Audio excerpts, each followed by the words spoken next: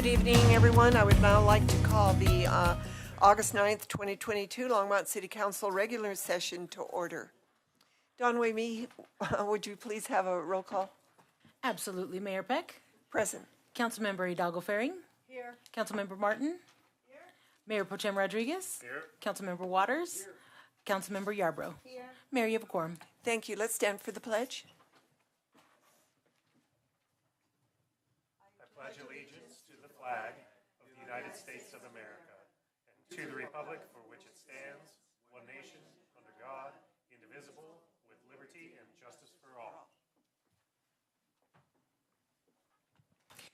As a reminder to the public, anyone wishing to speak at first call and public invited to be heard will need to add his or her name to the list outside the council chambers. Only those on the list will be invited to speak at the first public invited to be heard. Speakers who do not place their names on the list will have the opportunity to speak during public hearing items this evening or at the final call public invited to be heard on any item at the end of the meeting. Next on the agenda is the approval of July 26 minutes. Can I have a motion? Okay. All right, it's been moved by Councilor Waters, seconded by Councilor Yarbrough. Let's vote.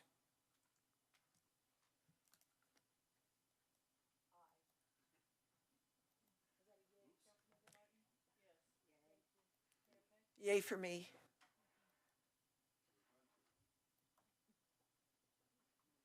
So that carries unanimously. Thank you, everyone. Are there any agenda revisions, Don? I do not have any, Mayor Peck. Thank you. Are there any motions from councilors to direct the city manager to add agenda items to future agendas? Seeing none, we will go to the city manager's report. No report, Mayor, Council. Thank you. Special reports and presentations. We don't seem to have any this evening. So we will go straight to the first call public invited to be heard. The first person on the list is Buzz Feldman.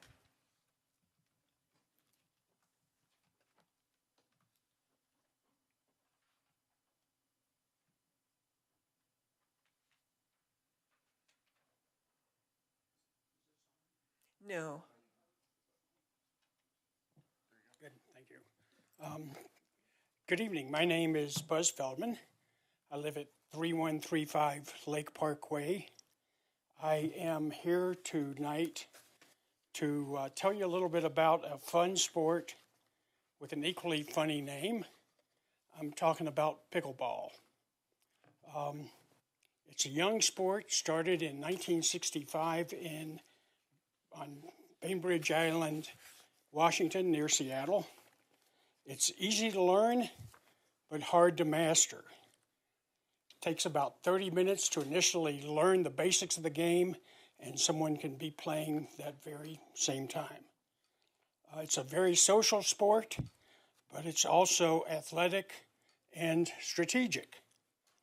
Nationwide, it is considered the fastest growing sport in the country. Here in Longmont, we have approximately 1,500 people playing pickleball. Many think it is tennis light. It's not tennis light, it's its own sport. The only similarity to tennis is you're hitting a ball across a net, but instead of a racket, you're using a paddle that's very reminiscent of a ping pong paddle. The ball is basically a wiffle ball. It's played on a court the size of a badminton court, and the net is a few inches lower than a tennis net. Prior to June of this year, in Longmont, we had 10 pickleball courts. Now, for comparison, the city of Fort Collins has 44 courts. In this past winter, several of us who represent different factions, different areas of the pickleball community, got together to form what is called the Longmont Pickleball Club. With the help and blessing of the city's Department of Recreation and Golf and the City Parks Department, the Longmont Pickleball Club has recently completed the striping of 10 additional courts in town, now giving the city 20 courts, so doubling the number that we previously had. A lot of these, most of these are at Clark Centennial Park, where we now have 10 courts. Previously we had 2. Tomorrow afternoon from 5 until 8 o'clock, we're having a rollout function at Clark Centennial Park so people can come, see a little bit of what the sport's about, play it. We're going to have all 10 courts set up. Everybody will be able to play. They will be able to learn of what Longmont Pickleball Club is doing. We'll have some games. We have a raffle with some fantastic prizes. Be a couple food trucks, a band, a live band, the Robert Wilson Blues Band. Keep going. Time's up. I'm sorry, sir, your time is up, but thank you. Thank you. Kim Edmondson?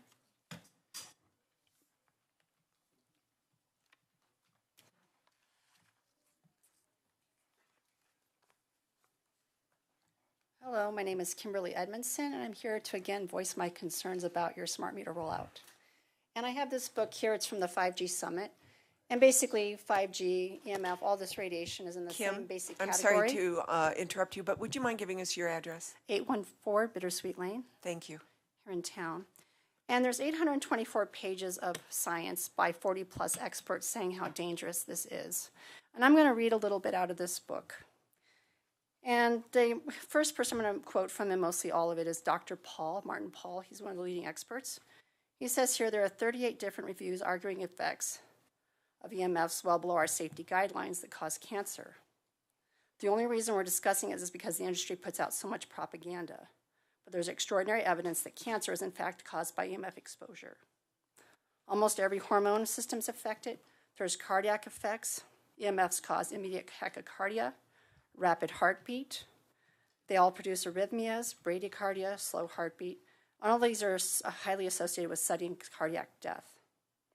There was also a thing in Canada, in the Simcoe County School District in Ontario, where they talked to the school board and they were told that the Wi-Fi was installed several years ago. In a short period of time, there was 2 sudden deaths from students, 2 others cardiac arrested that were resuscitated. This all happened shortly after the Wi-Fi was installed in the school. There's a total of 197 bodies of evidence, each of which show that one of these things is occurring at levels well below our safety guidelines. So there should be no question about any of this. We're talking about cell phones, cordless phones, cell towers, people who live now near cell towers, and smart meters. They all have major effects on us.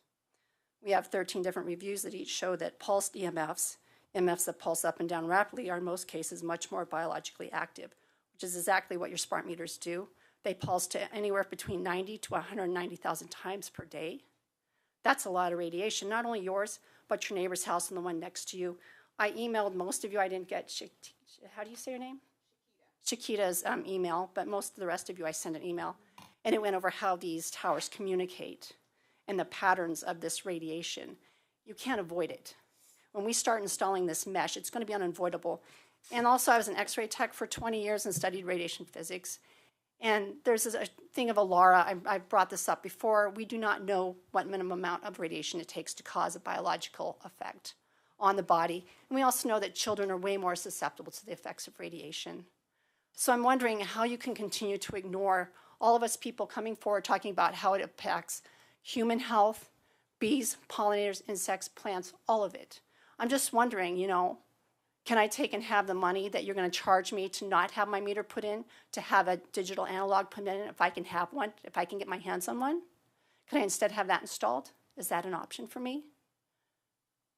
Just kind of curious if are you going to pay to have my aspen trees cut down after the meters? It's between 2 sets of smart meters are next to. Are you going to pay for that to happen when my trees get damaged from them?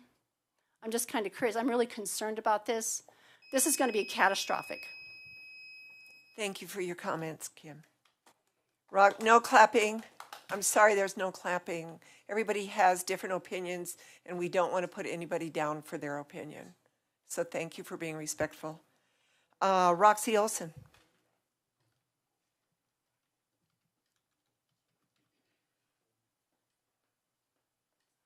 First, could I say it's almost impossible to hear in back? Is there a way it could be turned up for the people in back? I was in back and I couldn't hear it at all. Thank you. Roxy, are you talking about the speakers at the podium Right. or the counselors? The speakers at this one. You need to put your mouth closer to that microphone and see if I'm that talking helps. about when I was back there hearing, so it wasn't me not being close enough to the... Oh, okay. Thank you for telling us. Yes. Hi, I'm Roxy Olson, 1678 Judson Drive in Longmont, and I'm in no way an expert in any of this stuff. I am very concerned about the EMF radiation. I am a gardener. I've watched my pollinators disappear from my garden over the years. I've gardened the same plot for 20 years now, and I've seen a steady decrease in the number of bees. Even though 3 families in my neighborhood have bees, they have decreased in population greatly. I've even had to hand pollinate some squash and stuff because I just haven't had enough pollinators to do it. So I'm really concerned about it, but I'm also concerned about the effects on the human body as well as the pollinators' bodies. And what I have tonight is a summary of International EMF Scientist Appeal, their call for greater health protection. I have a copy for each one of you, if I can hand you one when I'm done here. I'm just going to read a couple things out of it. Their concerns, these scientists, as of September 1st, 2018, 244 scientists have signed the appeal. Many have signed it since then. These scientists have published over 2,000 research papers on electromagnetic fields, on biology or health. Their concern is based on the vast number of studies that reported biological and adverse health effects of non-ionizing EMF or electromagnetic fields, far below the current exposure guidelines set by the FCC and other international EMF exposure guideline setting organizations. Their concerns mainly include radio frequency radiation, emitting devices such as cellular and cordless phones, cell towers, Wi-Fi, radio and TV broadcast antennas, smart meters, and baby monitors, as well as extremely low-frequency electromagnetic fields emitted by electrical devices and infrastructures used in the delivery of electricity. So this is an appeal that you study this. Probably the most important part on this page is down at the bottom. It tells you how to read the whole thing because this is a one-page summary of a many-page document that the top scientists in the world have contributed to. One thing I've been interested in, I saw in the little newsletter that comes with your utility bill that you guys want to survey people. You want to hear input. You want to know what people are thinking. Well, a large number of people, a lot of the people seated behind me are really concerned about this. We represent probably 10 people for every one person who showed up here tonight that are very concerned about the plans that were put in place without consulting the people of Longmont at all. So where is our opportunity to express that? And the money was allocated without any input from the citizenry. And that violates transparency. So thank you very much. Thank you, Roxy. Doe Kelly.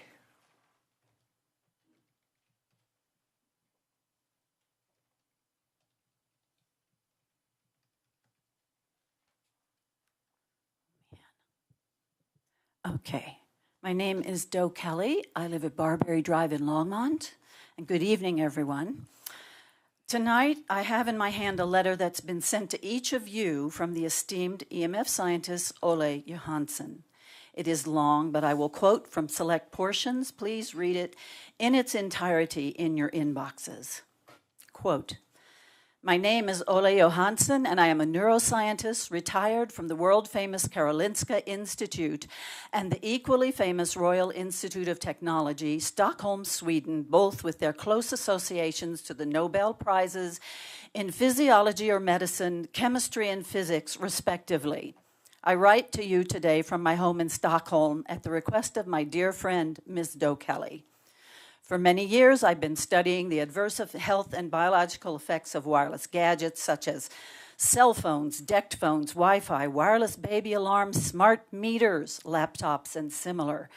During this work, I've been contacted by many residents around the world in connection with different legal bills, appeals, and public calls, and in connection with proposed base station installations, wireless systems near and in schools, smart meters in homes and in workplaces, 1G, 2G, 3G, 4G, 5G, 6G, and much more. I am aware of your impending installation of wireless smart meters in your city.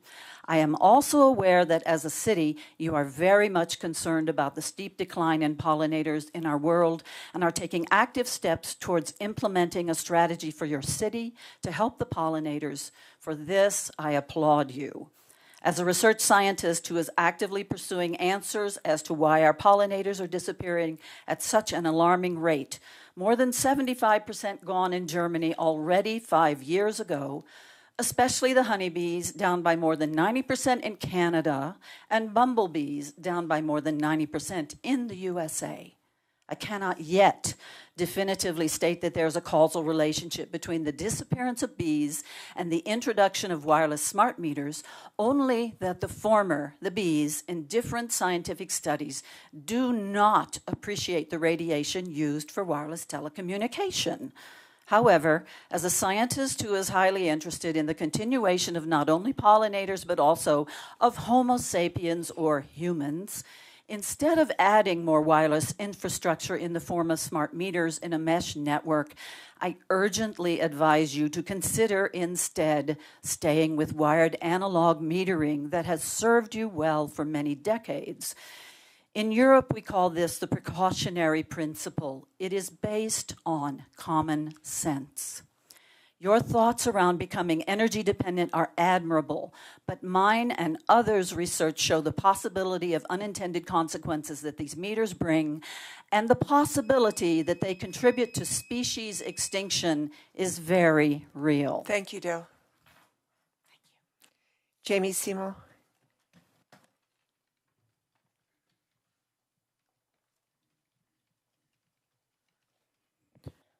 Jamie Simo, 517 Independence Drive.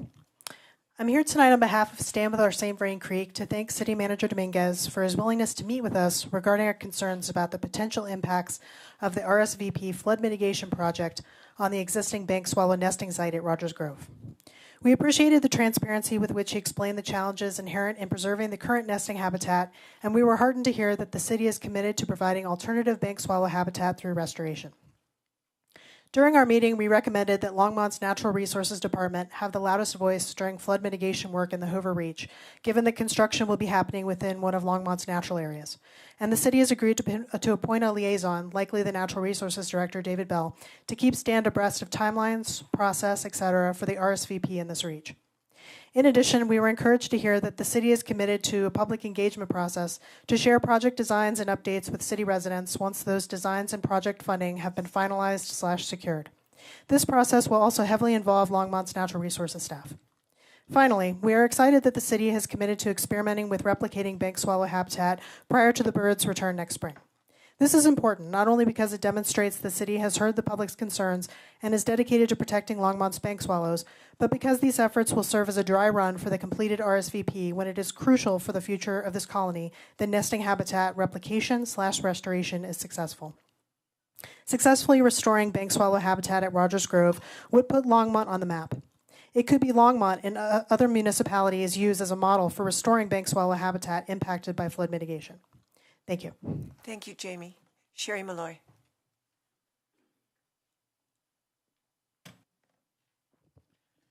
Sherry Malloy, 1632 Sherman Way. On August 5th, Councilwoman Martin had an opinion piece published in the Longmont Leader. The first sentence read, in 2013, flash flooding destroyed over 300 homes in Longmont. The truth is, 54 homes were destroyed in Longmont, all at the mobile park. Thinking she submitted her piece to the Times Call, I emailed the manager with this fact and other falsehoods in her letter. He verified my hunch and contacted Ms. Martin. Apparently yesterday, August 8th, she amended her piece for the Times Call and also altered her already published 3-day-old piece in the Leader. She wrote a correction at the bottom of her Leader piece, days after publication when it had already been read, to clarify some things. She continued, even in her correction, to misrepresent Stand With Our St. Vrain Creek's actions. She still repeatedly misstated the actions of Stand. STAND is made up of Longmont residents who want to protect our riparian corridor. That's our only agenda. Former Mayor Bagley called us the St. Vrain Protectors. Right now, we're trying to save our Rogers Grove bank swallows. Martin's piece stated that STAND lobbied for extra wide setbacks. Not true. The 150-foot setback was already in the Longmont Municipal Code. We simply lobbied to keep this language in as staff did the revisions. A 150-foot setback is not extra wide. It's the minimum for riparian integrity and to secure bank stabilization for flooding. An expert wildlife biologist with Boulder County said setbacks should be at least 300 feet. Martin's August 5th letter said STAND supporters supported the split flow channel design for Hover Reach. Not true. Her so-called correction said we did not directly endorse the split flow. The truth is, we took no position on this, period. Martin said STAND insisted the city design an environmental assessment. While it is true we initially advocated for assessment measures, that's not what happened. A weak and narrowly applied system was adopted. Contrary to Martin's correction in the leader, STAND never endorsed the triple bottom line. People can read the link she refers to in her leader correction to verify this. The 2019 letter she cites was a STAND letter suggesting a timeout on development. The sustainability evaluation system was incomplete at that time. STAND never endorsed the final product. Martin twisted this to serve her agenda. Martin's piece said STAND wants the city to commit to leaving the swallow colony untouched when doing flood mitigation and that we are asking voters to reject the bond issue. Both not true. We met with Harold last week. We've never asked voters to reject the bond. What we will keep saying is that we don't want our tax dollars used to destroy this habitat. What the city does with that basic core value statement is up to this council and staff. Martin says swallows adapt to changes. Not true. Cliff, barn, and tree swallows adapt well. Bank swallows do not. That's why they are threatened with 95% population decline. They migrate thousands of miles and require very specific habitat to survive. Successful habitat replication, though rare, might be possible. However, for this to succeed, it will take political will and significant investment. We hope that the city will do what is necessary to demonstrate its commitment to save our swallows. Thank you, Sherry. Nadine Lister.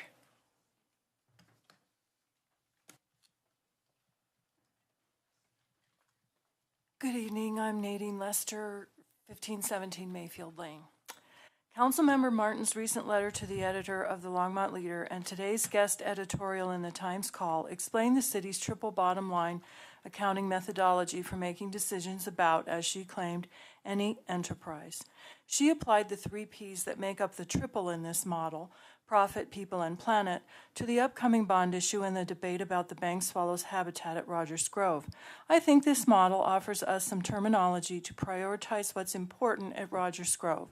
So in the interest of advancing communication efforts between City Council and the public, I have the following remarks.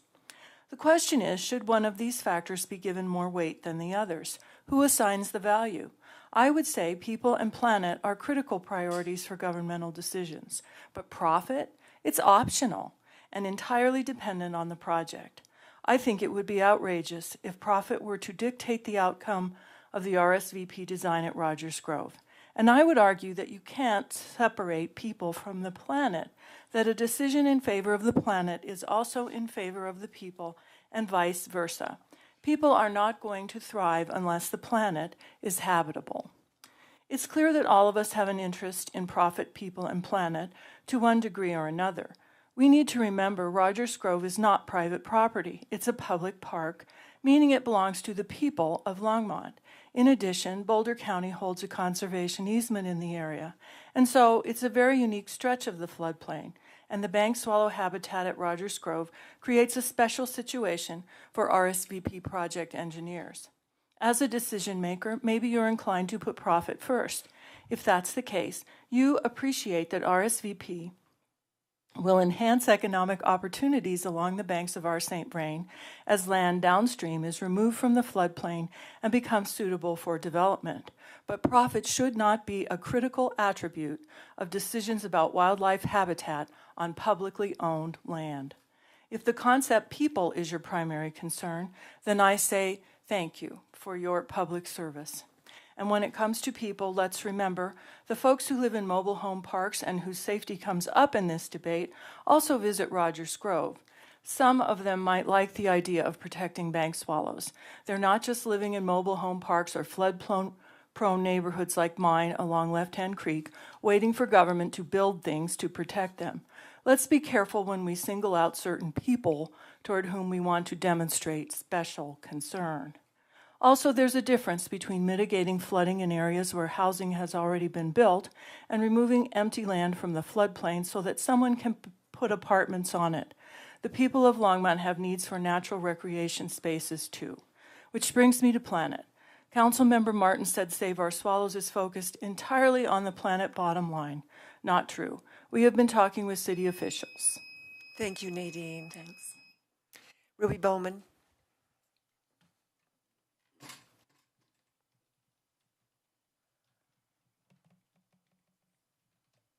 Hi, my name is Ruby Bowman, 1512 Left Hand Drive.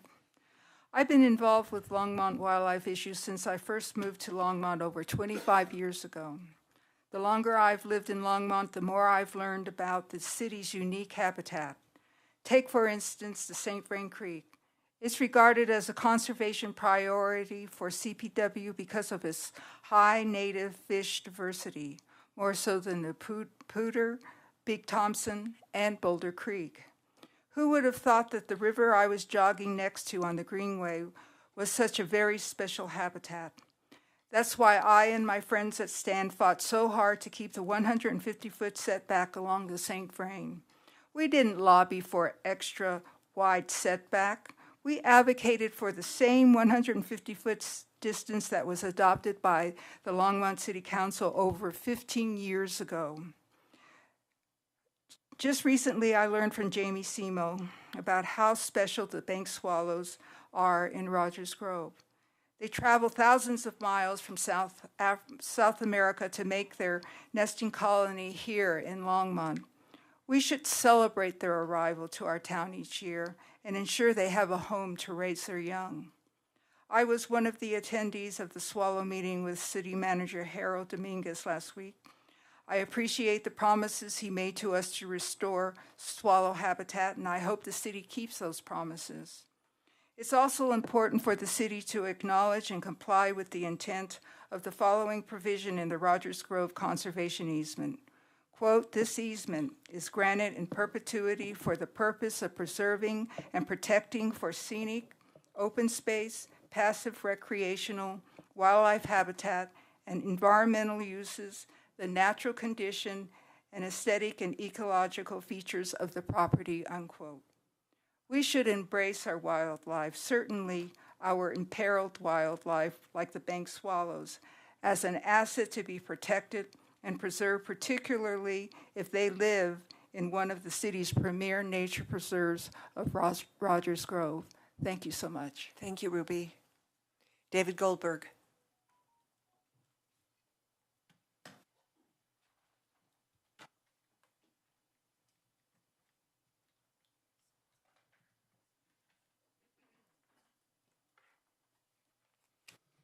Good evening.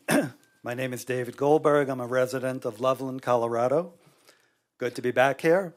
Can you state your address? 200 East 23rd Street in Thank you. Loveland. Good to be back. I've been attending by remotely in the past, but good to be in chambers with you all. I'm here as a Loveland resident, but to support my friends who are very concerned about the rollout or the proposed or coming rollout, potentially coming rollout of smart meters in Longmont. First, I want to just reiterate what you've heard about the effect on pollinators, and I'm so thankful that the city has taken the pollinator issue seriously. I even implemented a no-mow May in my own yard in Loveland, inspired by you guys. But the threat to pollinators by electromagnetic fields is absolutely real. There have been many peer-reviewed scientific studies done, including putting a cell phone right in a bee's nest and followed by the bees absolutely freezing and then going berserk and then eventually dying. You should really read those studies. They are very eye-opening. What I wanted to talk about, what we're doing in Loveland, fortunately, we're not having to deal with a smart meter rollout. We are more concerned right now with cell tower setbacks. Cell towers and smart meters, pretty much one and the same, both huge emitters of radio frequency radiation. Putting smart meters in would be like putting a little mini cell tower in everybody's home. Sometimes this sounds pretty theoretical, some of the potential harms of cell towers and of smart meters. But what we found in Loveland, we have a situation right now, a building called the Art Space Building in downtown Loveland that has a 5G base station right on the roof, emitting a huge amount of radio frequency radiation. 9 people in that building have actually been forced to leave the building due to the effects on them, including insomnia and headaches and flu symptoms, and you name it, they were affected. Some could not even function, and like I said, 9 of them were forced to leave the building. I know the consequences of EMF radiation on people and what is coming if you do roll out these smart meters. You're going to eventually deal with the same situation if you're not already. I know you have plenty of cell towers right here in Longmont. I urge you still have time, study the issue. There are ways to make Longmont safe, including keeping your analog meters, and don't go ahead with the wireless. Thank you for your comments. Thank you. Next, we have Chris Allred.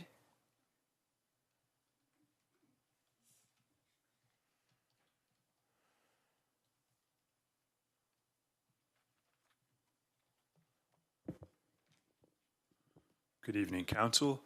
Hi, my name is Chris Allred, and tonight I'm commenting on behalf of the Colorado Coalition for Prevention of Nuclear War Chris? And Rocky Mountain Peace and Justice Center. Yes? I'm sorry to interrupt you, but would you give us your address, please? Yes, I live at 949 Danny's Court here in Longmont. I've been Thank a you. resident for about 7 years.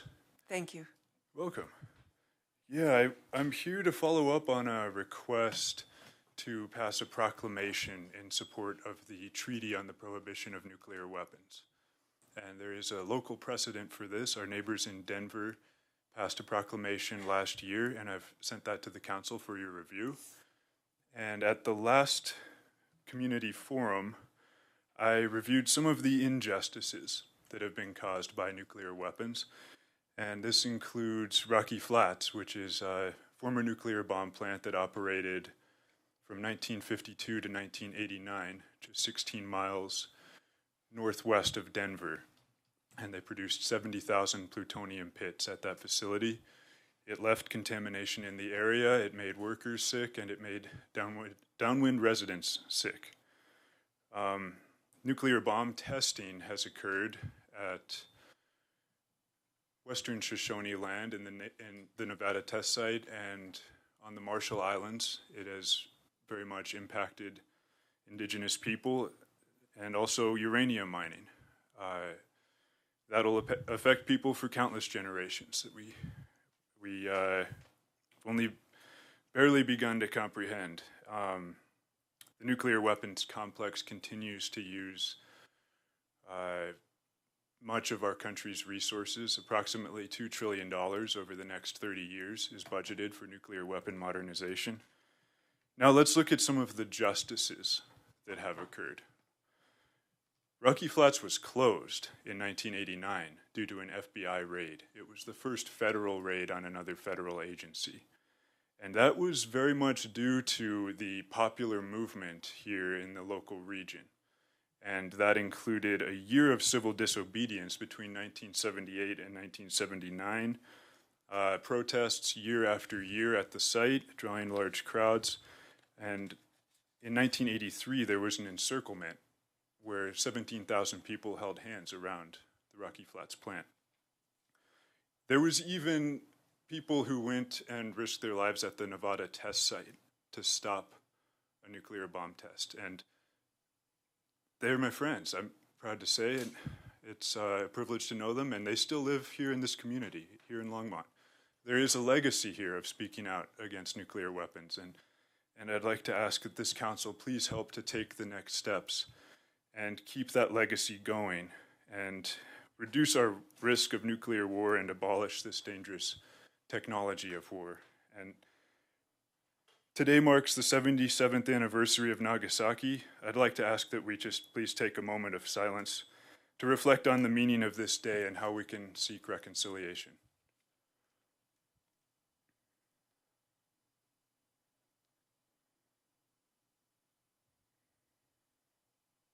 Thank you. Thank you, Chris. Lance Whittaker.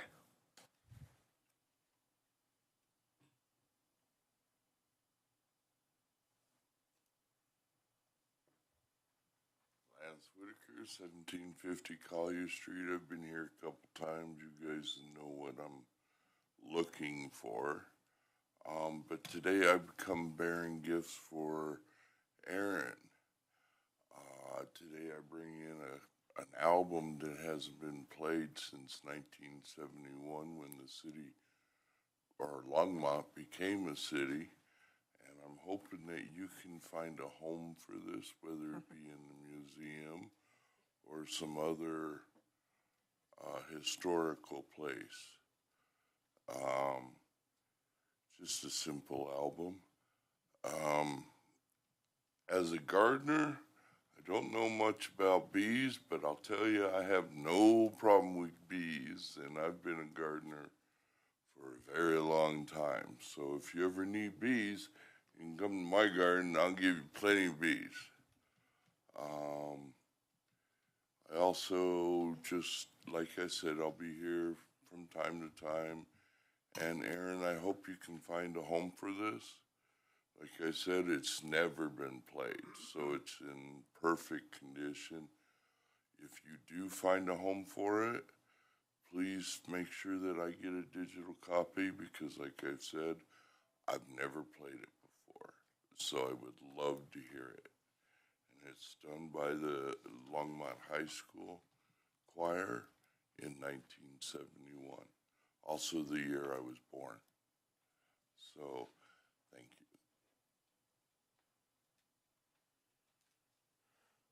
Strider Binston. Oh, are you finished, Lance? I'm sorry. Yeah. Okay. And I'd like to also remind you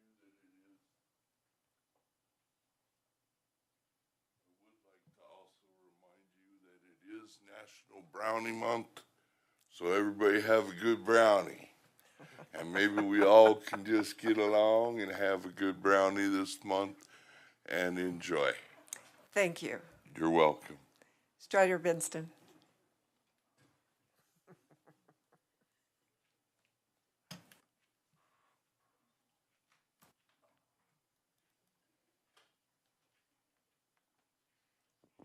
Yeah, thank you. I'm Strider Benson, 951 17th Avenue, and things are really crucial right now, and we are in the very throes of fighting to save democracy in our country. And just the example of people speaking here is what democracy means.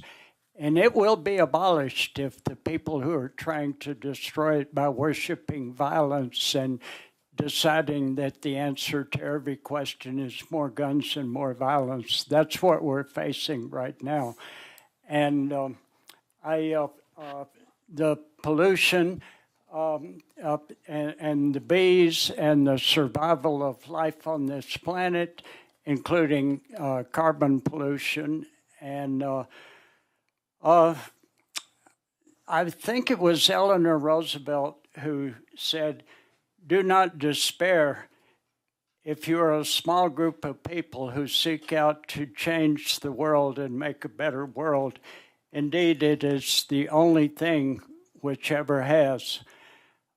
So for the pollinators, for the honeybees, the bumblebees, the butterflies, the flowers, food, the entire planet, we have to deal with this. And those who would like to learn about what happened at Rocky Flats, the ambush grand jury explains how it was pulled into a grand jury. The facts came out, but they were suppressed because grand juries are secret, and they prevented the public from finding out what's really going on.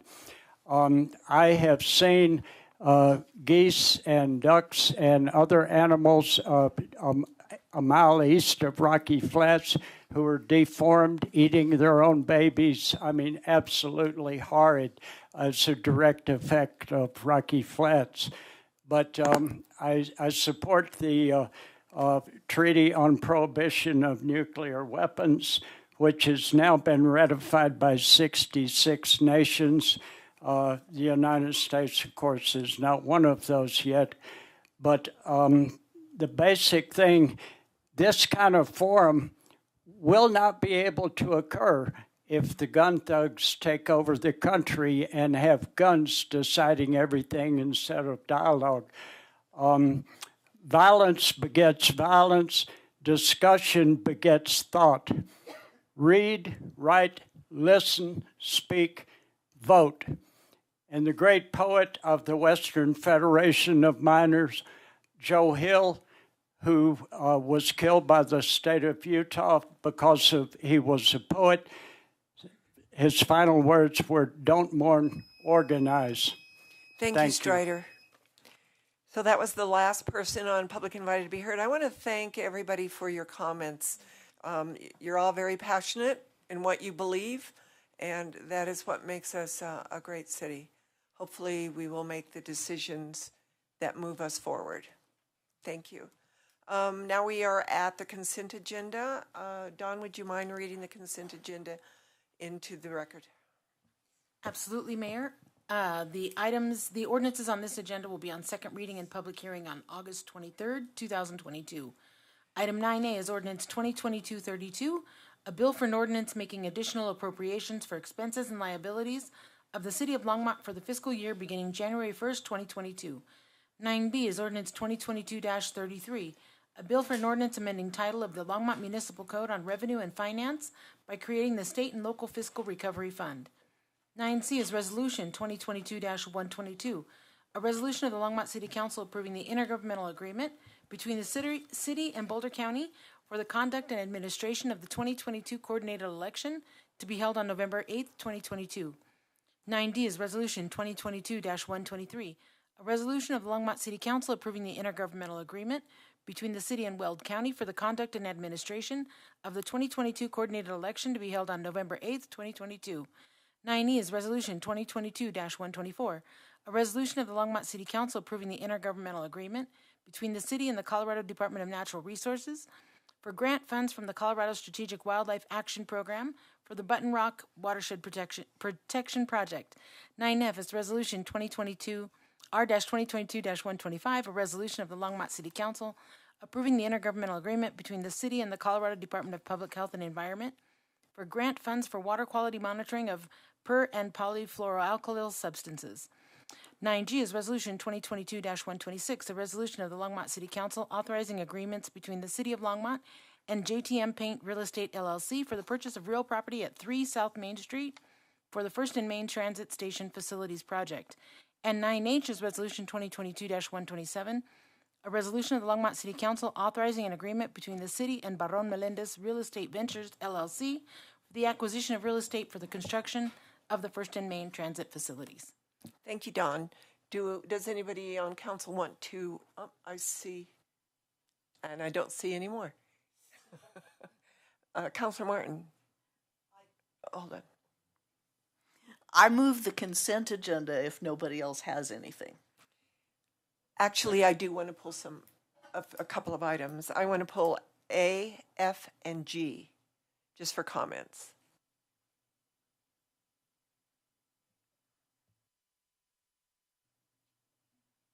Then I move the consent agenda minus A, F, and G. It's been moved by Councilor Martin, seconded by Councilor Hidalgo-Ferring. Let's vote.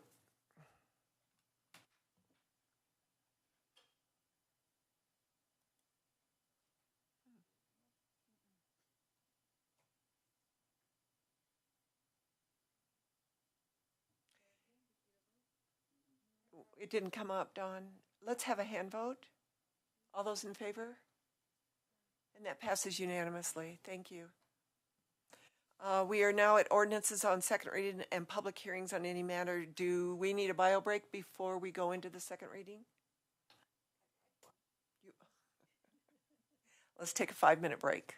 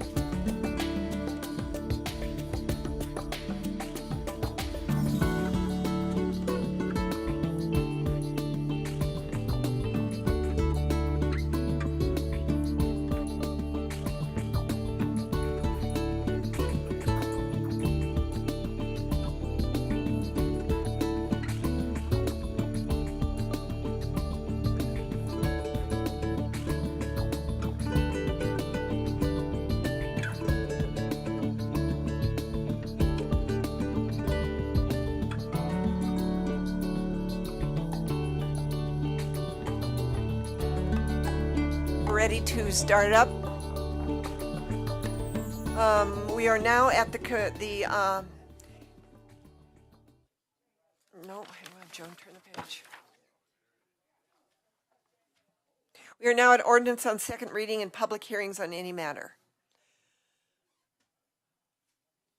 So the first one is 2022-27, a bill for an ordinance submitting to the registered electors of the City of Longmont, Colorado, at a special municipal election to be held on November 8th, 2022, an amendment to the City of Longmont Home Rule Charter to remove outdated language and allow for modernization of the conduct of city business.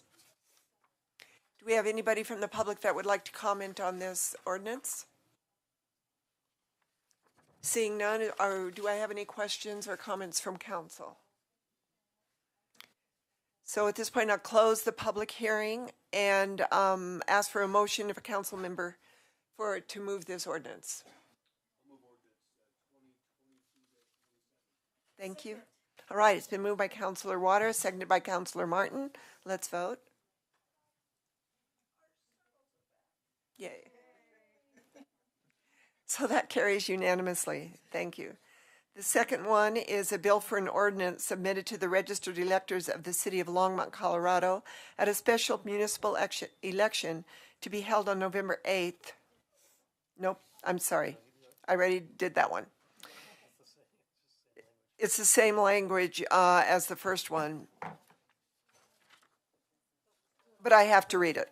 So let me start over. 2022-28, a bill for an ordinance submitting to the registered electors of the City of Longmont, Colorado, at a special municipal election to be held on November 8th, 2022, an amendment to the City of Longmont Home Rule Charter to allow for prospective vacancies in city elections. I would like to open it to the public. Is there anybody in the public that would like to speak to this ordinance? Seeing none, I'll close the public hearing. Does anyone on council like to speak to this ordinance? Seeing none, I would like a motion to move.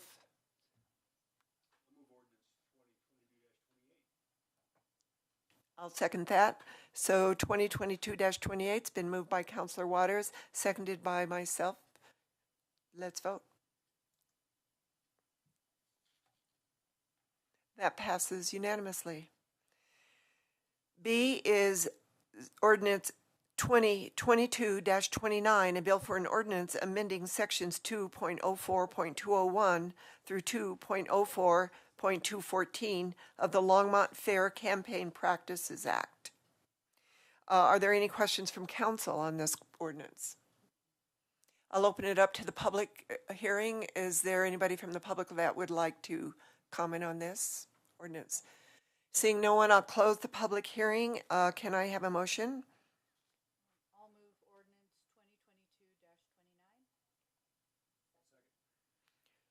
2022-29. So the 2022-29 has been moved by Councilor Hidalgo Faring, seconded by Councilor Waters. Let's vote.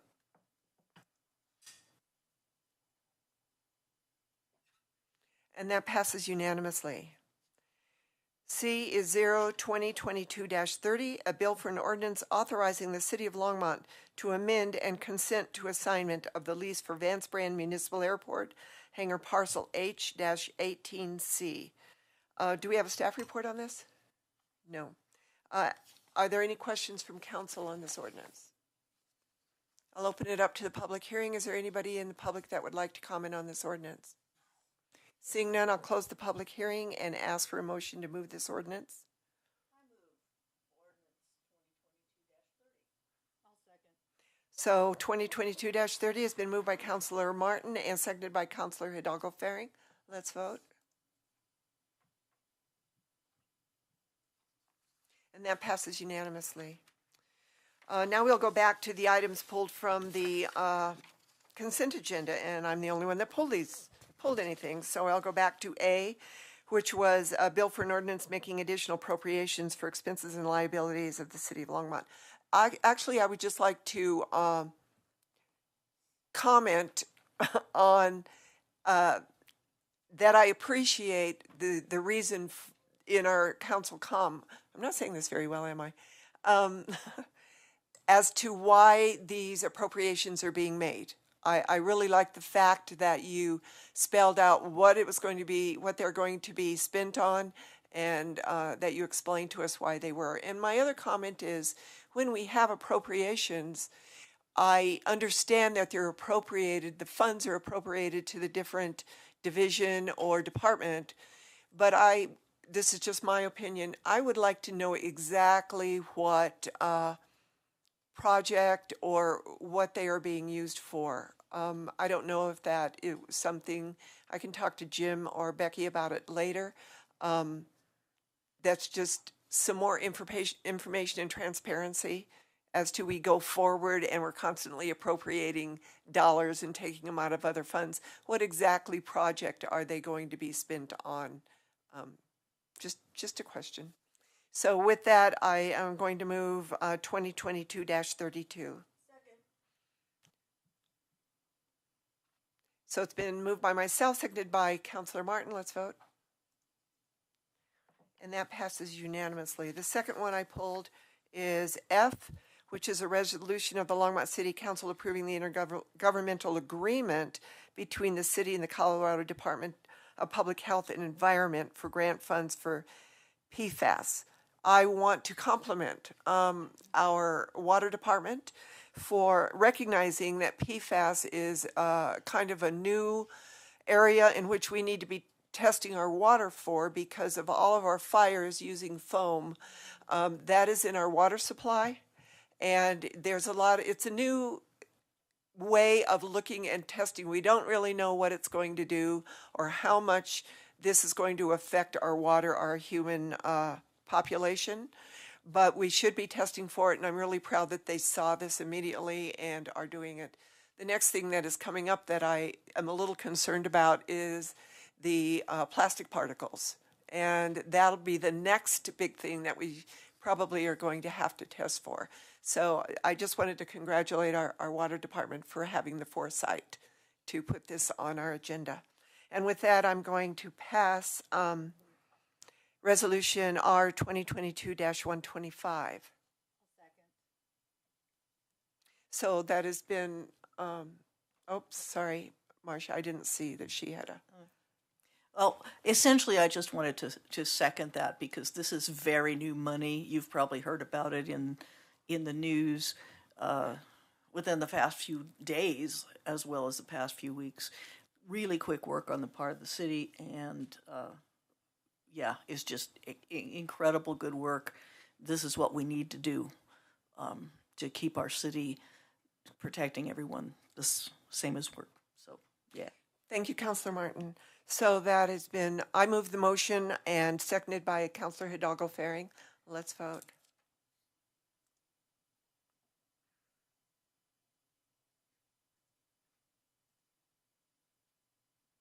And that passes unanimously. Thank you.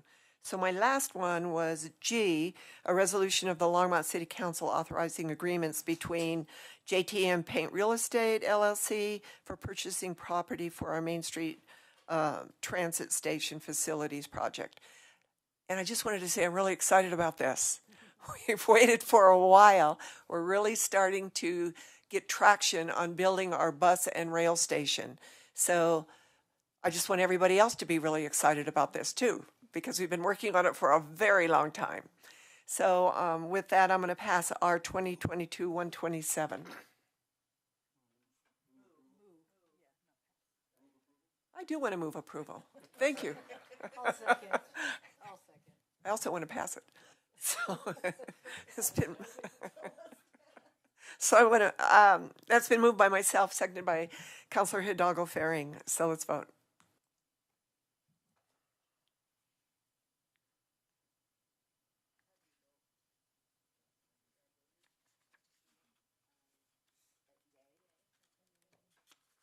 And that passes unanimously. Thank you, everybody. We are now on to general business. It is Resolution R 2022-121, a resolution of the Longmont City Council submitting a ballot question to the registered electors of the City of Longmont, Colorado, at a special municipal election to be held November 8th, 2022, concerning issuing bonds payable from the city's storm drainage enterprise revenues to finance storm drainage capital projects. Do we have a presentation on this? You do, Mayor and Council. Can you all hear me? Yes. Is this coming through? Okay, good. So I'm going to start it off. Josh is going to come in behind me to talk about the engineering project. Becky's going to talk about the financials and how we look at it, and then David's going to talk about the environmental. So you're going to have a few of us in here. It really is going to follow, I know they mentioned having a conversation with me. It's really going to follow the conversation that I had last week. But, you know, we also had some questions from council about, so why are we doing this? What's driving this? And so, you know, we had different pictures. We were still finding pictures as we were looking at this. This actually, I think, was in the greens, so it wasn't in the exact location, but some of you all may have seen the video on Boston Avenue where we had the ladder truck and water was really coming over the top of it. And at the end of the day, why we look at these projects, as I said to the group that I met with, is really first and foremost in terms of staff safety. We really have to look at safety issues. And so this wasn't really an uncommon sight in many of those areas during the flood. Some of these pictures actually were taken, Dale and I took them when we were flying over. And some are slightly after the water started going down, but we'll try to work you through the issues. So this is really a look at the area here, and you can see that this is Isaac Walton here, where it was breaching back here, it breached here. This is Boston, where it's coming through. I think this is Colorado Materials, and this is St. Vrain Mobile Home Park. You're really going to hear St. Vrain Mobile Home Park a lot in this conversation for us because this is really the last piece of significant housing that we have in play to move out of the floodplain. And that was something that we were talking about. And so basically what you can kind of see in this picture here is you can see where the water was moving through this location, moved through Colorado Materials because it was really trying to find its way into back into the river, which is what water does. We did spend, Carmen and I spent a fair amount of time at St. Vrain Mobile Home Park, replaced a number of mobile homes in there because of flooding that we went through. And so that's first and foremost at the front of our mind in terms of what we're looking at. This is another example of this, and you can kind of see where some of that water movement came. Again, it had already started receding in this picture. But basically, this is the Fairgrounds Lake that we were talking about. It was also moving through this direction here. And you can see where these buildings are still underwater. These are underwater. And then you can see, based on the patterns in the ground, where it was continuing to move in the direction that I mentioned earlier.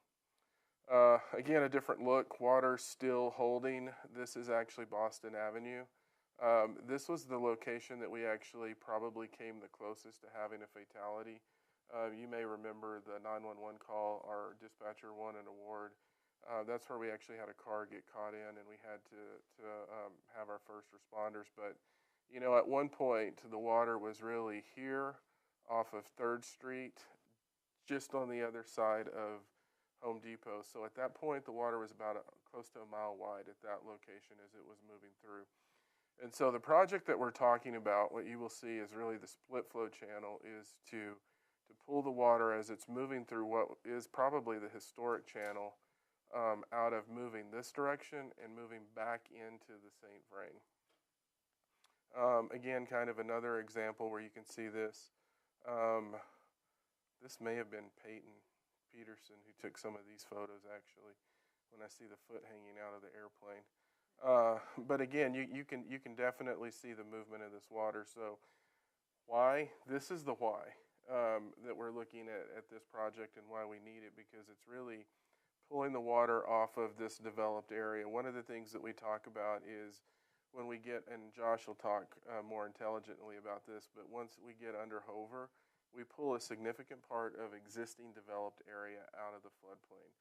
Once we can get that split flow channel connected back into the St. Vrain, we really will have removed the majority of the developed area out of the floodplain, which is, if you I don't think anyone was here actually on council, maybe Councilmember Peck later, but that was really kind of what we were shooting for. Most of the work that comes west is not really anything removing developed area out of the floodplain.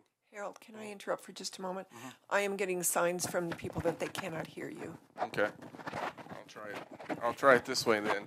Okay. So really, what I was saying is, once we can get the split flow underneath Hover, that removes a significant part of the developed area out of the floodplain. And you're going to see a distinction in this, significant versus majority. Once we connect it into the St. Vrain, I think there may only be one parcel that's remaining in the floodplain. And it's, I believe, the storage units. So this really is what gets the existing developed area in Longmont out of the floodplain based on the work that we're looking at. Again, just more pictures kind of working through the same issue. And now I'm going to ask Josh to come up and talk about the Resilient St. Vrain project.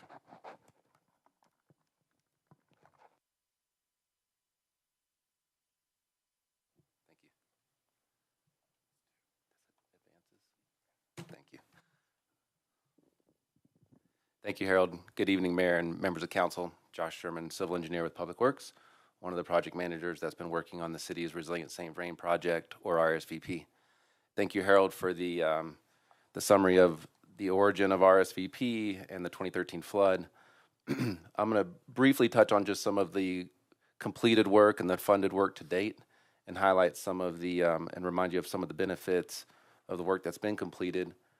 This slide shows the city reach, and the areas that are shown in colors such as yellow and red and green and blue are areas that are complete, including several of the roadway crossings such as Main Street and South Pratt Parkway.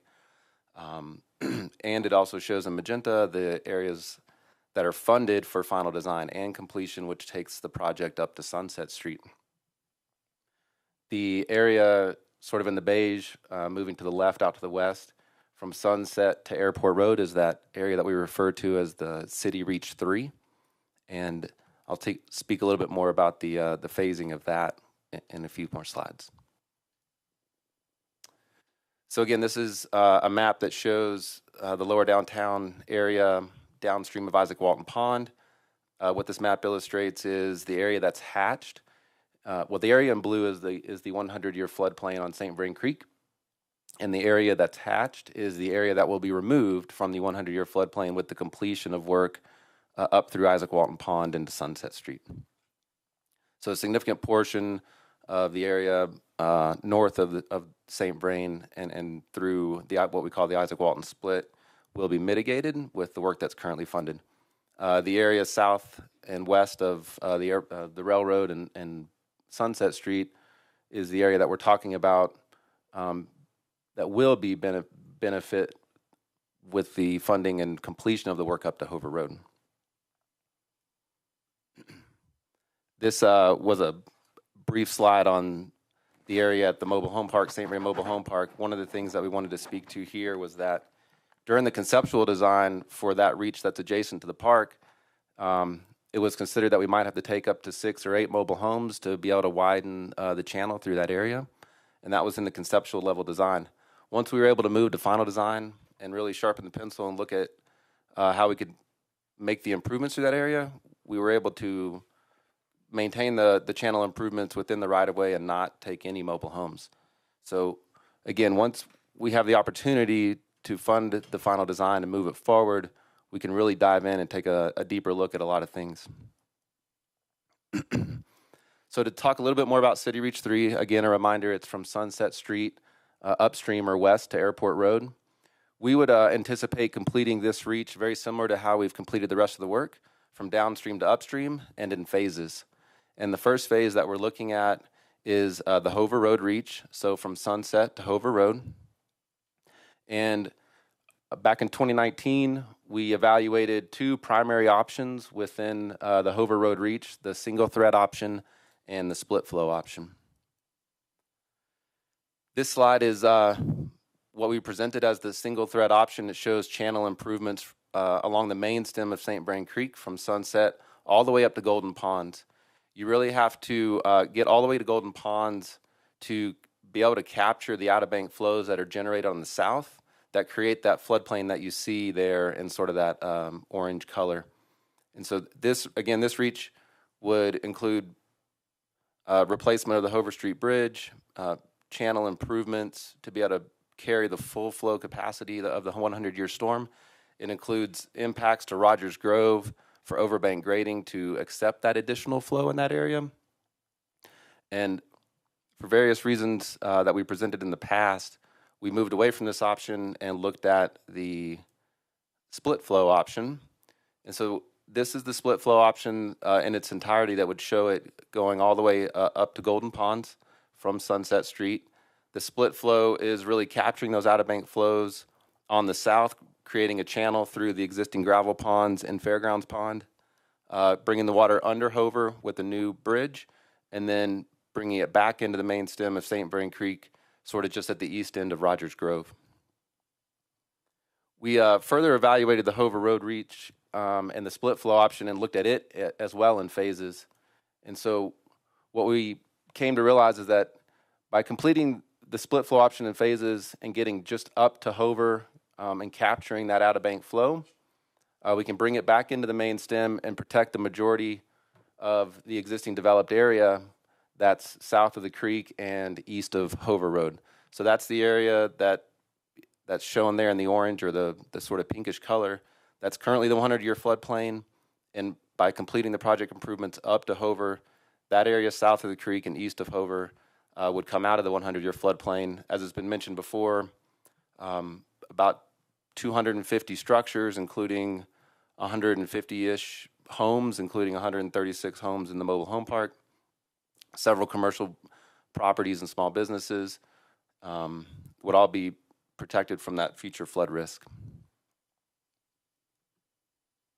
And now I'm going to turn it over to Becky and talk a little bit about the rates. Good evening, Mayor Peck and members of council. Becky Doyle, Strategic Integration. So one thing that we've talked about is that we had contemplated since 2013 the possibility of this additional $20 million bond issuance. When we first talked to council about the financial plan for Resilient St. Vrain in 2013, we said, we think we're going to need $40 million in bonding in total, and we could do all $40 million now, or we could do it 20 now and 20 later.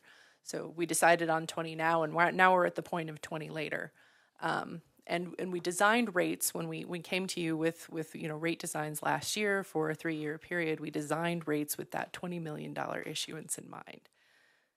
If project costs were to change, because utilities are run based on the cost of providing service to residents, that increased project cost would necessarily be borne by residents in the form of rate increases. So if we were to increase that bonded amount from 20 to 25, that would mean that we would need an additional 4.5% rate increase, thereabouts. Similarly, about a $10 million increase in the project cost would equate to about a 9% increase.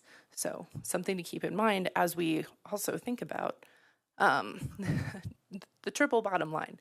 So rather than thinking only about, what is the potential cost, we think about also, what are the costs potentially to people? What are the social and environmental costs, as well as those financial costs. So keeping all of those things in mind, the safety, cost to residents, potential environmental impacts, that's how we apply the triple bottom line lens in evaluating project alternatives. And I think I've got David. Before David comes up and talks in more details, I want to talk a little bit about what was mentioned earlier. As we were moving through this, one of the things that you can find in the memos, we talked a lot about mitigation, specifically on the bank swallows. And my conversation is that, as staff, we're committed to mitigation, restoration of the bank swallow habitat, and that's going to be a focus of ours. And so that is what I committed. That is something that we've been contemplating in this project. And we try to do it in different cases, or we've tried to do it throughout the river. And the quality of the river is better when we get through than it was before. And so did commit that restoration is something that we're going to do, and we're going to look at this area. Bob did, in the meeting, talk about utilizing some of his maintenance staff to do some tests that don't cost us anything because we have that embedded within our structure. Obviously, David's going to talk about doing some research and really understanding what that's going to look like. So we did that because it is important for us to really respect, the environment and what we're looking at in this. So just wanted the council to know that that's been part of what we were planning to do. And I did make the commitment that we're focused on restoration.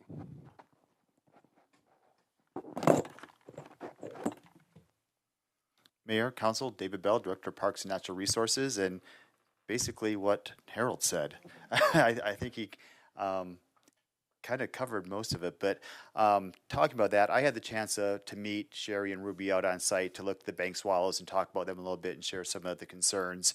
And they shared with me that they were going to meet with Harold the next day to talk about this. And I can tell you, I just was not surprised at all the commitments that Harold made, because that's been the commitment from Longmont from the beginning. I remember being out there days after some of those first floods, when the first crews from FEMA and the Corps showed up in Longmont and in Boulder County, and those members from FEMA that were from Louisiana said, why don't you just concrete it and be done with this? That's not the direction Longmont chose to go.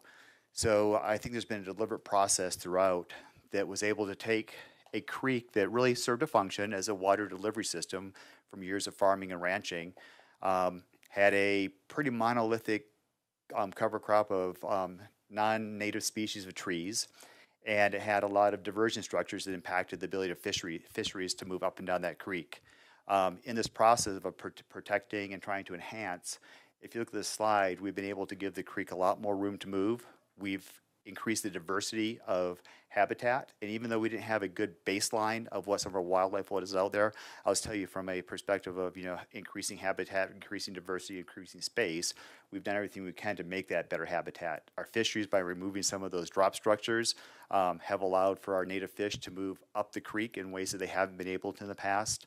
So again, I think as I look at this and what we've done in the past, I'm confident we can move forward with that collaboration between engineering and natural resources to come up with a project that not only tries to protect that people and property, but also protects the habitat where we can, but also looks at ways that we can enhance it.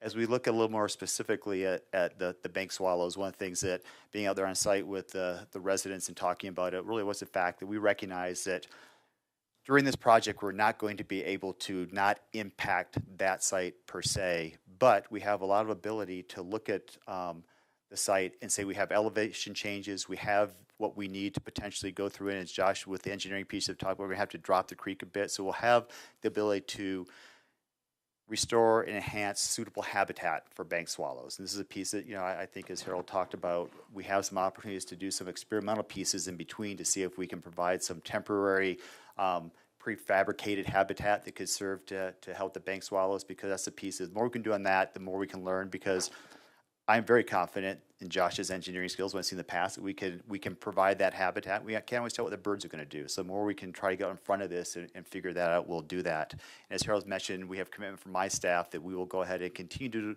do literature research on what that might look like to provide the greatest opportunity for bank swallows. And I think you've heard tonight, this is a species of concern. And one of those reasons for concern really is habitat. And if you look at a lot of wildlife issues and what the real underlying cause is habitat. So I feel, even though these birds go through a lot to get up here, once they get up here, once they know this area, if they get back and find habitat, we've done the best we can to try to assure that they end up back in Longmont in this area. And before you move the slide, this was an interesting one as we were looking at this. And so what you can see in this slide from 2012 to 2021, there's actually natural movement in the bank. And so we do know that the bank structure itself has shifted to the northeast, if I'm getting is that correct? To the northeast based on where it was at 2012. And so it's kind of from that conversation where we really talked about what does that restoration look like.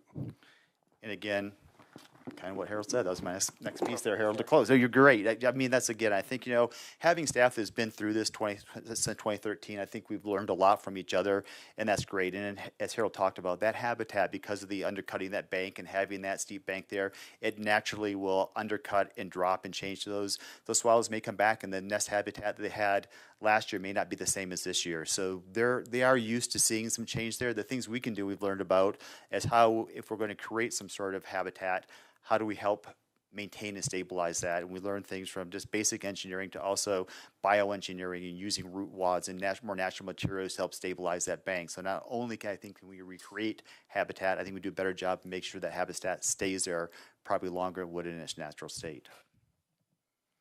And that would be it for me, unless there's any questions.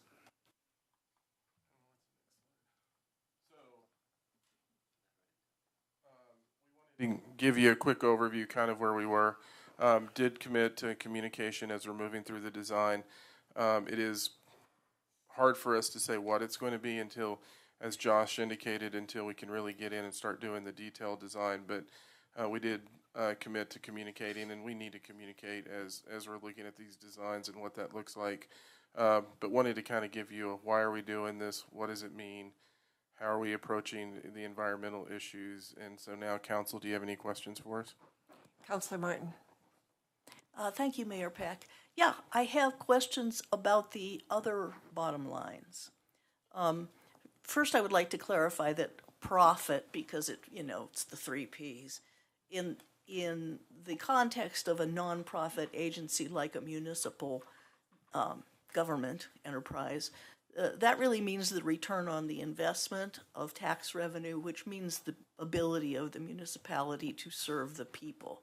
Okay, that's not a question, but it is true that our evaluation system did something that chose the architecture that would not only do the least destruction to the river channel in terms of deepening it and making it less hospitable for our shallow water creek habitat, but it also returned more land to be developable and wasn't as expensive as deepening the channel, if I read the material on the website correctly. So is that true, really, that if we evaluated all 3 bottom lines, the split flow turns out to be the winner on all 3? So I'm going to let Josh talk about the design generally and what we were looking at.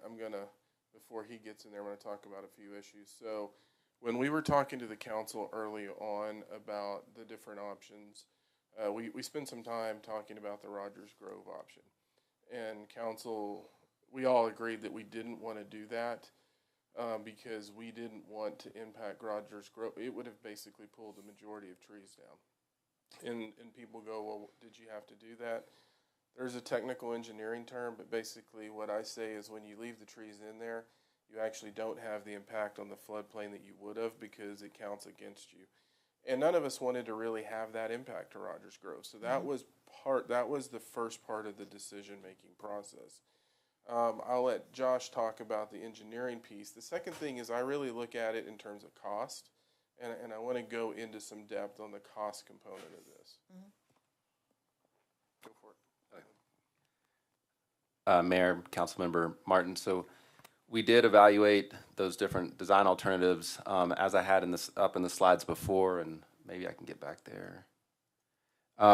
So the single thread option, you have to take it all the way up to Golden Ponds to yield the same benefit in terms of floodplain mitigation. That's a more costly project in terms of just sheer improvements. Harold spoke to the impacts of some of the existing park and nature areas that option would have. So we evaluated the alternative, which was the split flow option, and realized that to yield the same benefits, you only need to get to Hover Road and really cut off that out-of-bank flooding that's already occurring and bring it back into the main stem to which yields a cheaper project, less cost. It mimics what Harold said before in the sense that the St. Vrain Creek has moved through this area before. That's why there's gravel mining pits there, and historically, at some point, the channel was there once before. So not trying to force it to go somewhere else, but accepting it where it is and then bring it back into the main stem. So I will also say that early on in the master plan with Resilient St. Vrain, when we looked at the entire project, and this really before my time on the project, but when Nick Wolfram was still managing it, they brought it through one of the early iterations of the SCS tool. And what we've talked about internally as we go to final design, we can bring just this phase back through that same evaluation system again to reevaluate just this specific piece as well. And I have one last tag question and you may not have this number, but if this last reach mitigation were not done, what is Longmont's exposure under a 100-year flood scenario, which we can't really estimate anymore as being 100 years away statistically? So I can tell you that through some federal grants that we've applied for this specific reach, they go through very detailed cost-benefit analysis for those types of grant applications. So those grants have a minimum requirement of a cost-benefit of greater than 1.0 or more.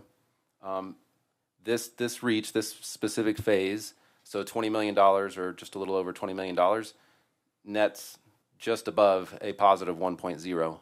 So I'm trying to answer your question by saying that the damages are equivalent to the cost of the project long term. So there is a net benefit of the cost that would be recognized if we experience another 100-year flood or something similar in this area of upwards of $20 million to those structures that exist today. So that's the damages that the city would have to mitigate. How about the human cost of people getting washed out? I think we don't have an estimate. We don't have for that. those. There's We don't have an estimate on that. We did an unmet needs analysis after the last flood, and I mean, we could get it, but we'd have to derive it out of that. But I mean, if we just look at St. Vrain Mobile Home Park, and I think Carmen, how many? 136 units. We have 136 units. We had to, I don't know how many we had to replace, but there was a fair amount that we had to replace. And so I think you have to look at it in a slightly different way. And what's the human impact if you get in this? What's the cost of restoring it? And then what's the loss that you have in terms of affordable housing and people that you have to house? And so we did that, and we can pull that back out somewhere. But the number was, I want to say after the 2013 flood, I think for the city, the unmet need was somewhere in the neighborhood of $330 million. Is that right, Carmen? That sounds about right. And that's a guess, but I think it was in that neighborhood, in that unmet needs analysis. That's individual assistance, homeowner assistance, business assistance, everything we had to go through. So we had at least, 30 we had to, and that's not including the individual assistance that was received via FEMA. I think that was capped at, what was that capped at, Carmen? The individual assistance, do you remember? So come on up. You're going to have to help me in this one. I'm remembering. Go ahead. So maybe just real quickly, when we talk about the impact on individuals, we can talk about the replacement of homes, belongings. We can talk about loss of time. Several folks lost time from work. In addition to the emotional and mental trauma that folks went through and having to be relocated. And sometimes Royal Mobile Home was a good example of that. We had to relocate over 50 families. So they were not able to go back to their home. So you can just continue to total that up and see that it would be well beyond what we're looking at on the storm drainage. And I think part of the question is, why does St. Vrain Mobile Home Park stick in our head? St. Vrain Mobile Home Park sticks in our head because we actually were having issues with FEMA early on in that process and communication. And we actually, and this is why it's front and center for me, we actually had a meeting at the school adjacent to it, and that was the meeting where we actually flipped the script, and we did the meeting all in Spanish because of the number of monolingual speakers that we had there. And so it's front and center in my mind because we did spend a lot of time in that area and really working with FEMA on that issue. But the 300 million number was citywide. I also want to touch on cost too. So when we look at cost, one of the things that I have to think about in this is it's not just the cost in the stormwater fund. Also, in our minds, we know that we have electric rates that are going to increase. We have water rates that need to increase. We have regulatory pressures. And so a lot of times when I'm looking and working with Becky and the financial folks on this, we're actually having to also look at what are those going to be, because when you start adding all of those costs together, it really is, what is the impact to the resident? And so I naturally go to what's the aggregate impact and what does that look like based on what we have coming at us, because as you've seen in our rate studies, we're showing you what the cumulative impact on these costs are, so you can put that in a framework and understand what you're voting on. And so I wanted to make that clear. On the cost side, I'm looking at a larger pie just because I know that can impact the residents in different ways. Thank you. Councilor Waters. Thanks, Mayor Peck. Just building on the cost, your last few comments about cost. Becky's slide had a $5 million number and a 4.5% rate increase, a $10 million figure, and a 9% rate increase. Can we assume that that would be above the 20 million? Those that the rate increases we've done accommodate or fund the debt fund debt service up to $20 million. That the numbers that Becky presented would be if there was some change in the design that inflated costs, then we'd come back to look at more rate increases. Yes. Is that correct? I just want to make certain I was interpreting your numbers correctly. And I want to be clear, that is a fairly educated guess. We think 5 to 10 is where it needs to be. We can't guarantee that. We've had a lot of conversations on that. 5 or 10 is where it needs to be. We think 5 to 10 million is a range of what the additional cost would be. If we were to deviate Correct. from the plan. With the split flow plan and the bond language that we would vote on tonight, all that rolls into the $20 million and is covered, the cost of debt service covered by the rate increases we've already approved. Correct. Thanks.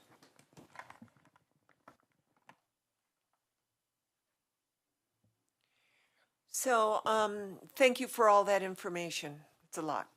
Harold, would this be the right time to discuss the ballot language and the cost of inserting language that does not really address the RSVP? We can. We, as staff, actually, council didn't direct us to change the language. We included the same language kind of talking about this. Becky can probably talk into more detail. What we did find out is that it's not common for that type of language to be put in ballot initiatives specific to this. And I want to go back to something that was part of my conversation. I said, if you mean preserve, as in preserve the location, I said, I can't look at council and say we need to do that. If preserve means preserve the nesting habitat via restoration, that's what's always been in our plan. So I want to be clear on that's what I said in the conversation. Okay. Becky, do you have anything more to add to that? I'm available for questions. Okay. And the reason I asked is that I also talked to some financial people, and I think the risk to the city might be, and you correct me if I'm wrong, is that the financial institutions may not even want to take that bond to market because of the risk of not having investors wanting to accept that language. I'm not sure. Is that true, or is it? We're advised that it's unlikely that we'd have trouble necessarily marketing the bonds, but that the additional cost would come on the back end as far as compliance with that bond language. So there would be additional cost, but exactly what the impact is unknown. Okay, great, thank you. I would like, who are we? Councilor Hidalgo-Ferring. Thank you, Mayor. Thank you. You pretty much essentially answered my questions through the presentation. I appreciate the thoroughness. But I just, I did want to confirm that, that there will be a group that's going to be looking at like a a So- test run prior to? Well, so David's going to be doing the research, trying to figure it out. David and Bob have talked about Bob looking at some different options that we can do as a test. We also, as part of this, consult with experts, you know, in different fields. So obviously, we have to interact with Colorado Fish and Wildlife because it's a 404 permit. I'm assuming we have to interact with the Environmental Protection Agency. We will also reach out to probably experts that have done this kind of work in the past to inform what we do. We rely on consultants that have, you know, detailed expertise in each one of these, but they'll be working on that. Okay, and then will there be opportunity for us to kind of get an update or, you know, Yes. not to put extra work, but, you know, Yep. as it's kind of coming through, just kind of CC us on emails or communications? Yep. That would be great, thank you. So you're looking for us to direct you to, is there any action? So we actually need to vote on the resolution so Okay, we that's can put that. All right. So I'm asking for a motion.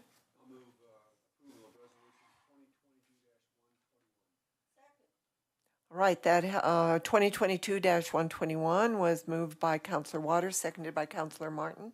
Let's vote. If I can get my.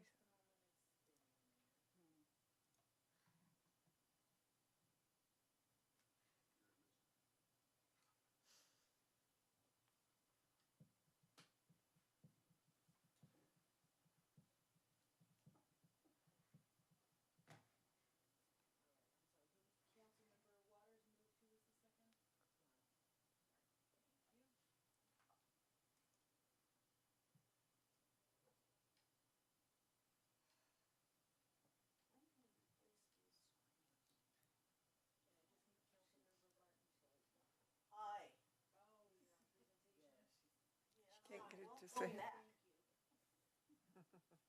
So that carries unanimously. The second thing under general business is the Land Development Code amendments to create appropriate design standards for industrial buildings. Do we have a presentation on this? Mr. Engstead? No. I did it again. You look too much alike for me. Okay. All right. I'll take that as a compliment. Glenn Van Nimmergen.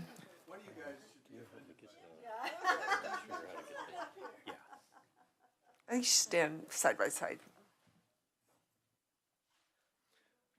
Quick presentation, Mayor and City Council. Again, Glenn Van Nimwagen, your Planning Director, and what this first swing at this amendment to the Land Development Code really has to do with the architectural design of buildings. It's out of a section of our code that addresses what residential buildings should look like and a number of guidelines that recommend what is required of residential buildings. But then there's another category that is kind of a catch-all, which is for mixed-use developments or anything non-residential. So what staff has been doing since the code's been adopted is trying to fit industrial buildings into that very specific set of criteria for mixed-use development. So there are ways of dealing with it. The code does allow a certain amount of discretion on the part of the planning director, but only to a certain point. And then we have to go to the planning commission, basically, to rule on it. So I first presented a list of code amendments that we were playing with back in last October and gave you some time frames of when we thought those would be done. The first had to do with some land development code issues regarding affordable housing. That's kind of grown into a much bigger effort that includes the whole code. And it's really being led by the city manager's office and is also addressing middle tier or attainable housing. So that's taken a little bit broader brush. We did some presentations on a rental housing program. Council decided to take another approach with that, so that's kind of off our plate at this point. And then we are right in the midst of amendments of the Historic Preservation Code. And in fact, next Tuesday, you'll be meeting with your Historic Preservation Commission to talk about some of those amendments. So we're moving that along. And then we have, you'll also see on Tuesday, is the development standards in the mixed-use corridors of Main Street that were recommended by the Main Street Corridor Plan. We also have in there, and council's approved funding for some compatibility standards that ties into the Land Development Code regarding historic preservation. So those will kind of come together. And then we have this issue, which I'll dive into a little bit deeper, and a couple of things that we'll have to see. We'll bring forward the steam and the sugar factory plan. We're guessing there's going to be some recommendations of code amendments or overlay zoning, but I'll get right into, so one thing I mentioned is we are a couple of months behind. So there's probably maybe overestimated how little time it would take to do some of these big carries, and certainly the Historic Preservation Code has taken a lot more effort than we originally proceeded, but not too far off on the overall schedule. So design standards for industrial buildings. Again, we don't have a section in the code. We're trying to use the mixed use standards and addressing them to large industrial buildings. And these are the main areas. I provided the exhibits from the code. One has to do with vertical articulation, so there needs to be some change in the building facade up and down, basically, and you can do that by, in this case, they recommend that you have to have a clear base, a middle, and a top for mixed-use buildings. Transparency is another issue. We actually state that the ground floor should be 50% glass, and then that reduces as you go up. So the second floor could be 15%. And then we also have horizontal articulation, so taking the wall planes of a building and moving them in and out to create more shadow lines and a little bit more play. And the reason why these are so important in a mixed-use area is because it's usually a very active pedestrian area. So you're trying to create architecture that's interesting, glass that causes some interest, and you don't want a blank facade adjacent to a pedestrian area. It just creates a very hot environment and boring environment. So that's the reason for these standards. But here's kind of the product we're trying to address with these standards. The city has done a study, I can't remember how many years ago, but identified that we do have a great market for distribution buildings, warehouse buildings, and what they call flex industrial buildings. So a building like this is a building that recently was completed on Fordham Street, could potentially house a lot of different employers, and it can be kind of divided up in that large space, basically to fit someone's needs and also allow a business to expand. So there's not a lot of openings because they could be a warehouse building or it could be a manufacturing building. Not a great place to put a whole lot of glass down on the ground floor. We do some horizontal articulation. You see that in this building, and it's basically just blank planes that are in front of the building and the main mass of the building. The one we really struggle with is the roofline articulation. And when you have this large of a building, our code says every 30 feet you should bump that roof up 2 feet or bring it down 2 feet. So when you get a facade that's maybe 300 feet long, it's going to look kind of cartoonish, really. It's going to look like a castle or something. But that's one of the things we struggle with. And then, of course, the rear end is the business end of a building like this, where you have a lot of dock-high openings in the back and a lot of semi-trucks, but something we generally want to screen. So I just want to run through real quick. These are the major changes in these areas. As far as horizontal articulation, the code says to vary the wall planes on all elevations. We're trying to bring that down to something that makes sense and highlight the main entrances to industrial buildings. So that's where we'll see the most architectural change in the wall of the elevations. vertical articulation. These are tall buildings, but they're not multi-stories. So we don't really need to clarify what's a base, what's the middle, and what's the top. It's really one edifice. So we're basically stating that that's not applicable.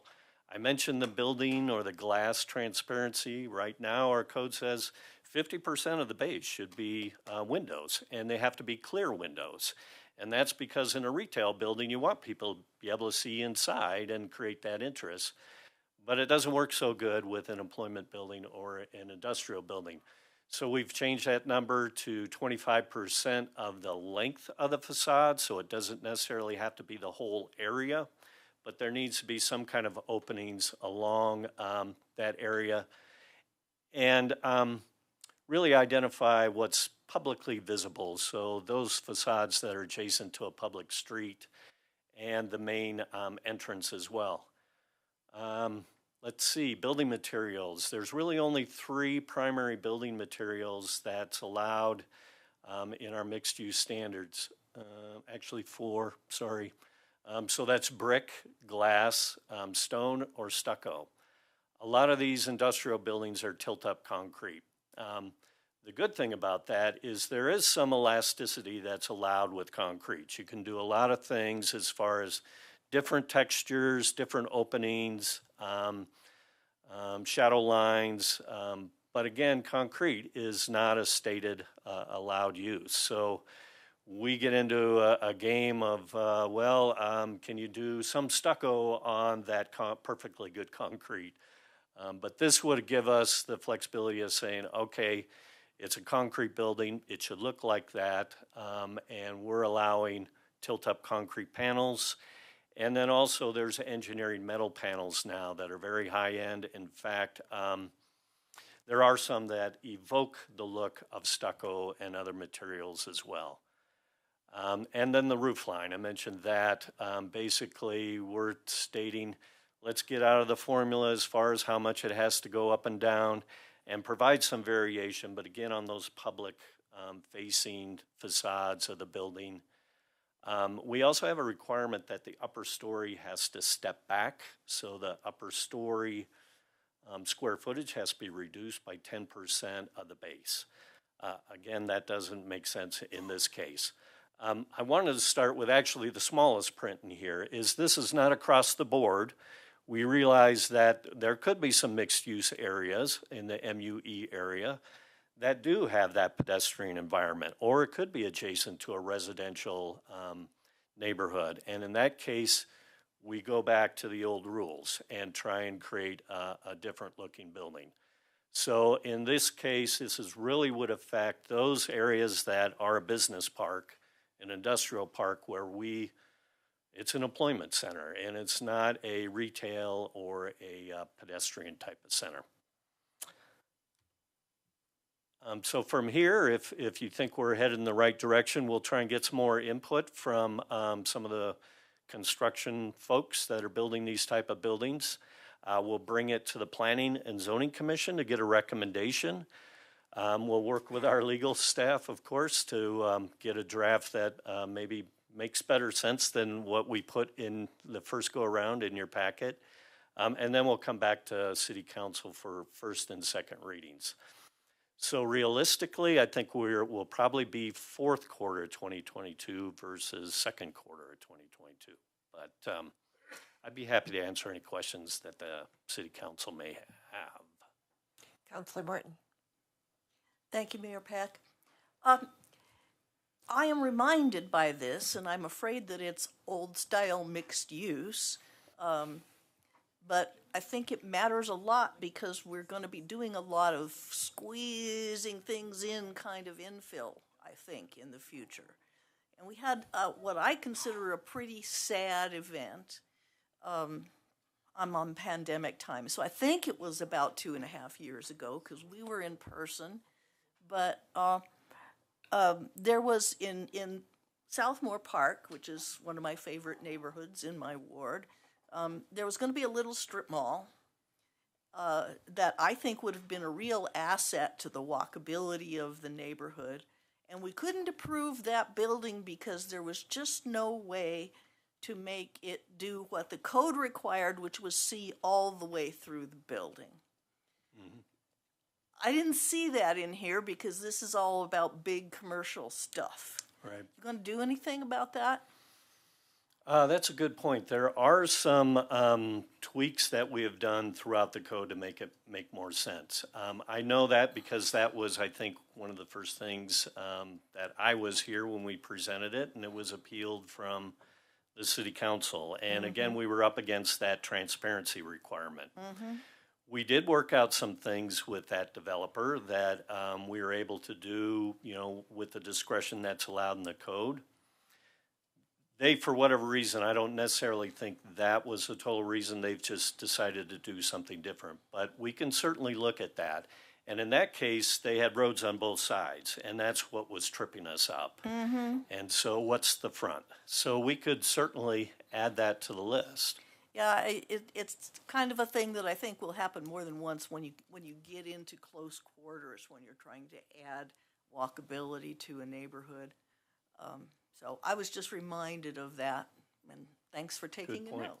Yep. So Glenn, I do have a question. I like all of the standards, but what I'm not seeing is anything for green building or alternative energy sources on these buildings, as we are planning to move toward 100% renewable. In your research, I would like maybe perhaps get with David Hornbacher, and with all of the money that is coming down for green energy, for climate, we need help. And it would be these large buildings, if they could put some alternative energy into it or building green building materials. I would like to see what is out there and what we can do with our codes. Yeah, typically you'd use your building codes to do that, which we just adopted, but yeah, we can certainly see what's new and coming down the pike on that. Right, because that's really important for us, and we should do it at the onset of these codes, not wait until it's too late and the buildings are all built. We should start thinking of that now in our building codes. So any research you can bring back on that would be really appreciated. Okay.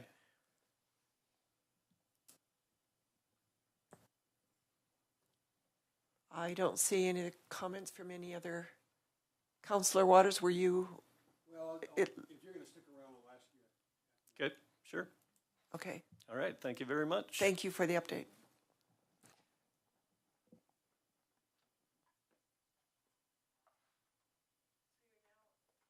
I'm sorry, we are now at the final call. Public invited to be heard. Is there anybody in the public that would like to comment at this time?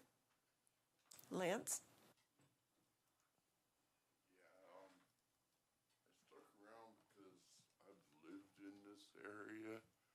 That you're talking about. I've had two friends, one that lived in the mobile home park up in Lyons. I also had one that lived right in the mobile home park across from the budget rental that was also displaced. So I like your idea of the split flow, but I also remind you that we've tried that before, if I remember correctly, in trying to split the flow, and that was why the ditch that was built right in front of Walmart was built, was to handle a lot of that overflow, and we did not see that work like it was supposed to, in my opinion. So I would really like to see you guys dig deeper if possible, just because that area has been known to flood. I've lived in Southmore Park. I've seen Pagoda Park flood left and right. And I've heard them say, well, it's supposed to flow and flood the park and stuff like that when that creek overflows. So I do like the split flow, but I would really hope you guys dig deep enough this time. So dig deeper and not so shallow this time. So thank you. Thank you for your comments, Lance. Mayor and council comments. Do we have any comments from Mayor Pro Tem Rodriguez? Thank you, Mayor Peck. I just wanted to acknowledge, thank you, Mr. Whittaker, for this record. I'll make sure it gets to the appropriate place, and also that you get a digital copy of the recording of it. So thank you again, and I will definitely let you know. I'm sure it's more likely to go to the museum collection than the library collection, but I will make sure that we reach out to you and get you what you asked for, and thank you again for the record and the donation to the city, essentially.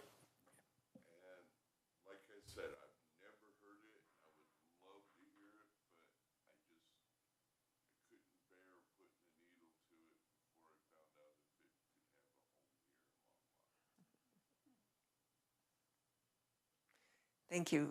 I want to just make a statement about Ciudad Guzman. I went there for 5 days in Mexico with sister cities, and it was an enlightening, incredible experience. And I would encourage anybody on council, if you have the chance, to go to one of the sister cities that we sponsor. We have an incredible sister cities program, and I met a lot of the children who have gone through it, and they are now incredible children, incredible adults. They are now doctors, lawyers, school teachers, and these are from very low-income families who would not have the chance to have those experiences unless some organization like our sister cities took a special interest in them, and our exchange program is incredible. So I want to thank the city for allowing me to go, and it was amazing. Councilor Waters. Let me just reinforce your observation.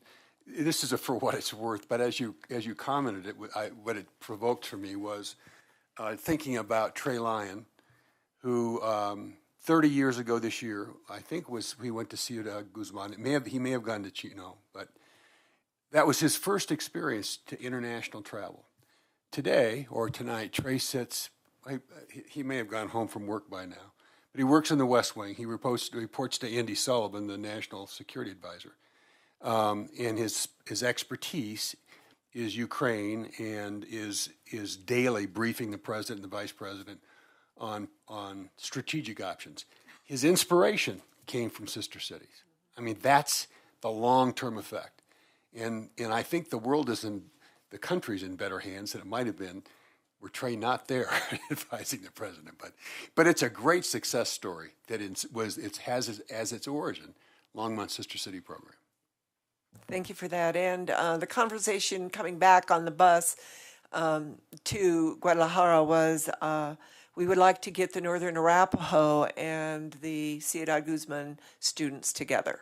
We think that would be very interesting for both of them to see that exchange, and they probably would have more in common than not.